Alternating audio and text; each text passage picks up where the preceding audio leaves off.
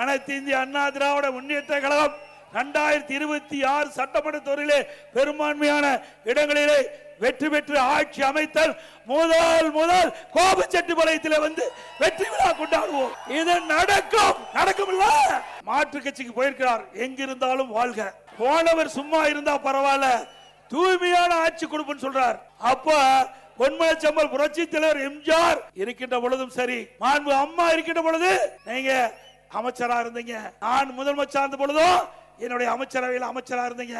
அப்பெல்லாம் தூய்மையான ஆட்சி நான் கொடுக்கலையா? நல்ல ஆட்சி கொடுக்கலையா?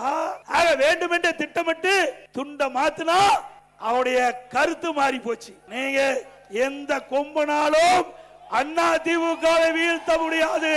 இந்த எடப்பாடி பழனிசாமி ஒருவர் இல்ல, 2 கோடி அண்ணா திமுக தொண்டர் இருக்கின்றார். இந்த எடப்பாடி பழனிசாமி இல்ல, இங்க இருக்கிற யாராவது பொதுச் செயலாளர் வருவாங்க. அண்ணா திமுக ஜனநாயகம் உள்ள கட்சி. இது ஒருவரை நம்பி இருப்ப கட்சி இல்ல, பல்லாயிரக்கணக்கான தொண்டரை நம்பி இருக்கின்ற கட்சி.